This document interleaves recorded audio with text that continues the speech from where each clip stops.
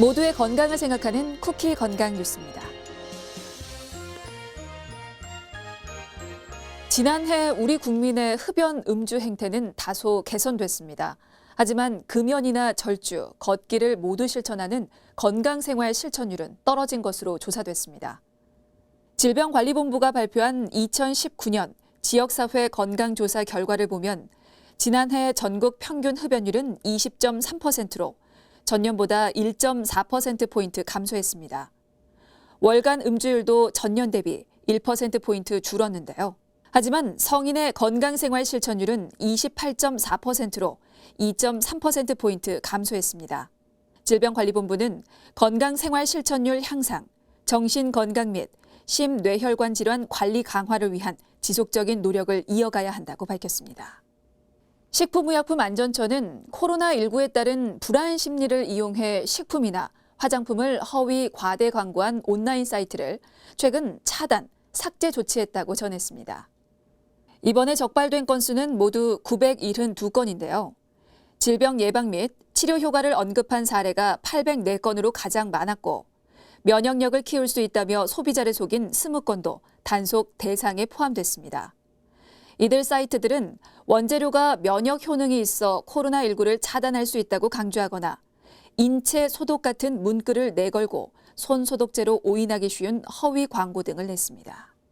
노인이 고관절 수술 등의 치료를 받고 난 뒤 합병증으로 뇌 기능장애가 일어나는 선망 증세를 보이면 치매 위험이 크게 높아지는 것으로 확인됐습니다. 서울대병원 운영 서울시 보라매 병원 정형외과 재활의학과는 연구에 참여한 고관절 수술 환자 800여 명의 임상 지표를 분석한 결과 수술 뒤 선망 증세가 나타날 경우 치매 발생 위험이 9배 가까이 높아졌다고 설명했습니다. 연구팀은 선망은 한 번 발생하게 되면 치매로 이어질 가능성이 매우 높은 것으로 확인됐다며 노년층에서 수술 후 의심 증상이 보이면 조기 대응이 매우 중요하다고 덧붙였습니다. 과도한 음주로 인해 간세포가 손상을 받아 생기는 알코올성 간질환이 지난 20년 동안 큰 폭으로 증가한 것으로 나타났습니다. 한림대 춘천성심병원과 인제대 해운대 백병원 소화기내과 연구팀이 1998년에서 2001년, 그리고 2016년에서 2017년에 이뤄진 국민건강 영양조사 결과를 비교했는데요. 약 20년 사이 알코올성 간질환 유병률이 3.8%에서 7%로 84% 급증했습니다. 남성은 7.5%에서 12.3%로, 여성은 0.2%에서 1.7%로 늘었습니다. 연구팀은 서구화된 식습관, 운동 부족, 비만 등으로 인해 만성 간질환 사례는 앞으로 더욱 늘어날 전망이라며 예방과 조기 발견을 위한 정책이 뒷받침돼야 한다고 강조했습니다. 발목 인대가 손상될 때 떨어져 나갔다가 회복 과정에서 봉합되지 못한 뼈 조각이 생기면 적극적으로 수술을 고려해야 한다는 연구 결과가 나왔습니다. 서울대병원 정형외과 연구팀이 발목 인대나 근육이 반복적으로 늘어나고 찢어지는 만성 족관절 불안정증 환자 200여 명을 관찰한 결과 3명 중 1명꼴로 뼈 조각이 발견됐습니다. 뼈 조각의 80%는 타원형이었고 크기가 비교적 큰 것으로 나타났는데요. 연구팀은 형태가 타원형이거나 크기가 크면 보존적 치료가 어려워 보다 적극적인 치료를 고민해야 한다며 특히 소아청소년기에 발목 외상이 생기면 뼈 조각이 발생할 가능성이 높은데 이땐 석고 고정 등이 필요하다고 전했습니다.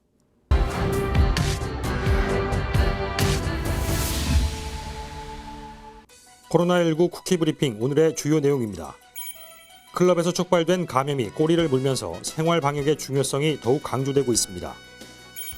집단 감염 위험시설을 대상으로 한 QR코드 기반 전자 출입 명부가 6월부터 도입됩니다.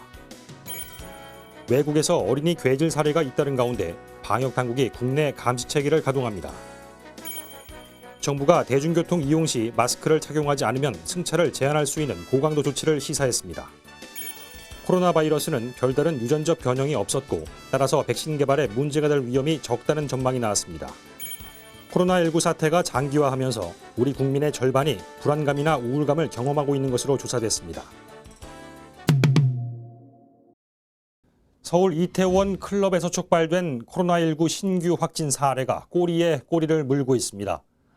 감염 확산을 저지하려면 무엇보다 감염자를 서둘러 찾아 격리하는 일이 시급한데요.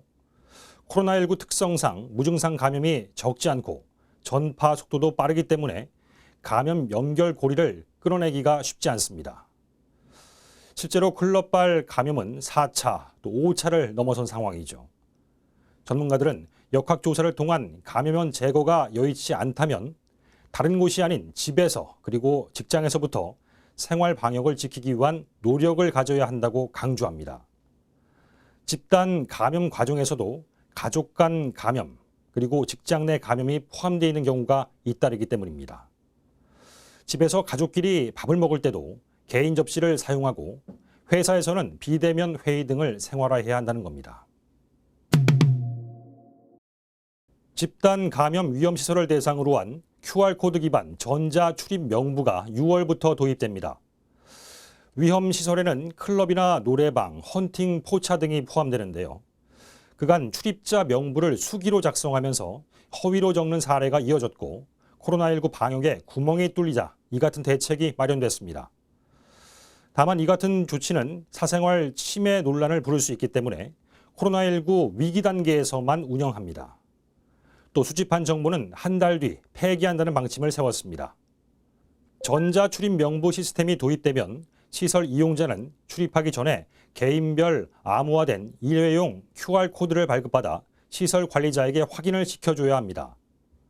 더불어 시설 관리자는 이용자의 QR코드를 별도 애플리케이션으로 스캔해야 하고 스캔된 정보는 공공기관인 사회보장정보원으로 자동 전송됩니다. 최근 미국과 유럽을 중심으로 어린이 괴질 발병 사례가 잇따르고 있습니다. 국내에서도 불안감이 커지고 있는데요. 이에 방역 당국이 감시 체계를 가동하기로 했습니다.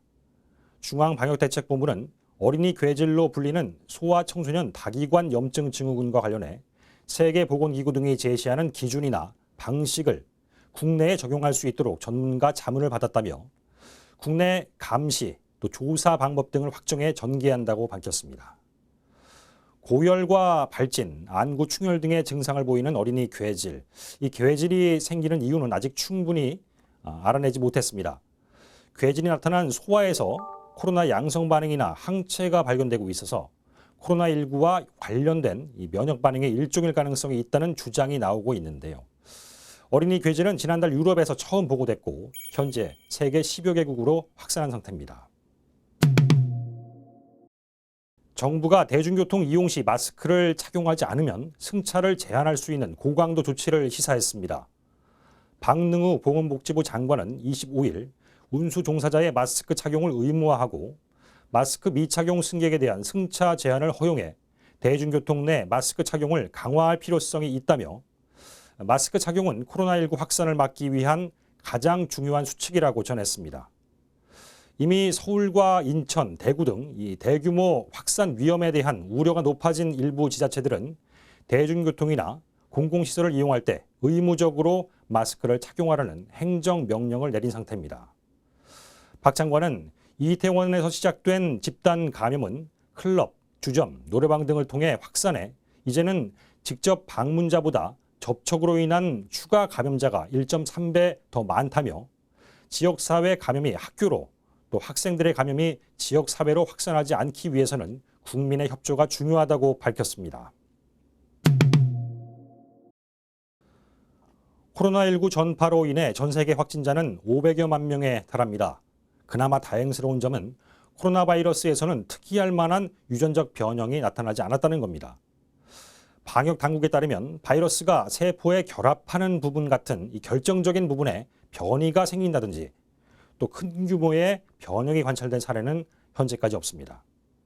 따라서 감염력과 병원성 등이 변하거나 유전적 변이로 인해 치료제나 백신 개발에 문제가 생길 위험성은 적다는 판단인데요.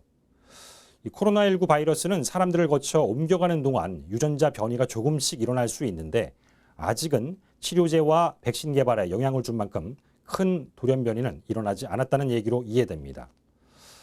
방역 당국은 추이를 좀 더 지켜봐야 하겠지만 감염이 이루어지면서 다른 바이러스로 갑자기 변이되는 일은 발생하기 어려운 것으로 파악되고 있다고 전했습니다.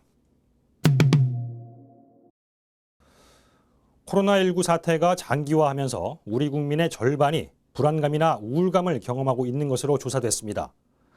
경기연구원이 지난 4월 전국 17개 광역시도 15세 이상 1,500명을 대상으로 정신건강 설문을 벌였습니다. 그 결과 코로나19의 영향으로 불안하거나 우울하다고 답한 비율이 45.7%나 됐는데요. 연령대가 높아질수록 또 직업별로는 특히 전업주부와 자영업자, 계약직 근로자, 중고등학생, 무직자의 불안감이 큰 것으로 나타났습니다. 더불어 코로나19가 안겨준 스트레스는 메르스의 1.5배, 경주 포항 지진의 1.4배, 중증 질환의 1.3배, 세월호 참사의 1.1배로 파악됐는데요. 다른 재난 때와 비교해도 높은 수준입니다. 연구원은 사회경제적 손실 못지않게 국민 정신 건강에도 상당한 악영향을 미치고 있는 만큼 국민 트라우마 확산에 대비해야 한다고 당부했습니다.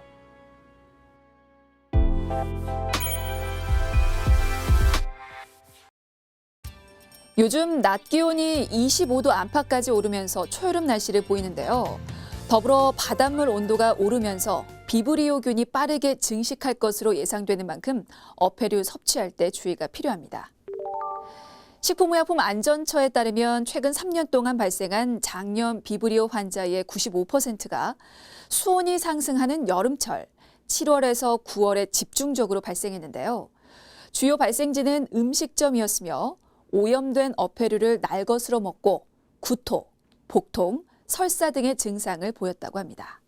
자, 그렇다면 장염 비브리오는 무엇이냐? 장염의 대표적인 원인균으로 알려져 있는 장염 비브리오는 바닷물에 생존하는 식중독균입니다.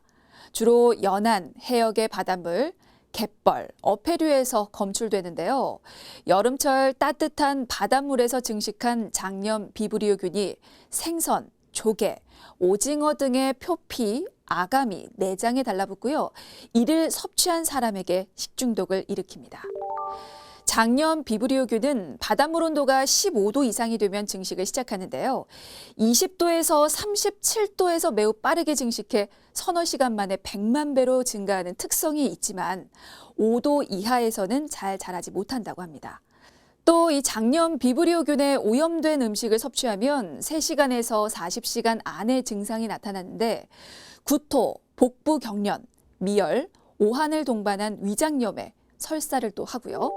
오염된 어패류를 날로 먹거나 상처난 피부에 오염된 바닷물이 닿아도 비브리오 폐혈증으로 이어질 수 있습니다. 특히 만성 간질환 등 기저질환이 있을 경우 혈류 감염을 유발해 폐혈성 쇼크로 사망에 이를 수 있다고 하니까요. 이 장염 비브리오균 결코 만만히 봐서는 안 되겠죠. 자, 그렇다면 비브리오 식중독을 피하고 건강한 여름을 나기 위해서는 수산물 구매, 보관, 조리할 때 주의가 무엇보다 필요한데요. 신선한 어패류를 구매해서 신속하게 5도 이하 냉장 보관하고 조리하는 사람은 반드시 비누 같은 세정제를 사용해서 흐르는 물에 30초 이상 손을 씻는 것이 중요합니다. 칼과 도마는 전 처리용과 횟감용을 구분해서 사용하며 한 번 쓴 도구는 씻은 후 열탕 처리해서 2차 오염을 방지해야 하고요. 재료를 준비할 때 어패류는 수돗물로 2, 3회 깨끗이 씻고 냉동 어패류는 냉장고 등에서 안전하게 해동한 후에 흐르는 물에 잘 씻고 또 속까지 충분히 익을 수 있도록 조리하는 것이 좋습니다. 주의사항이 많은 것 같지만 식중독을 예방하기 위한 방법, 잘 씻기, 익혀 먹기, 끓여 먹기 이 3가지만 기억하시면 될 것 같습니다. 이상 건강톡톡이었습니다.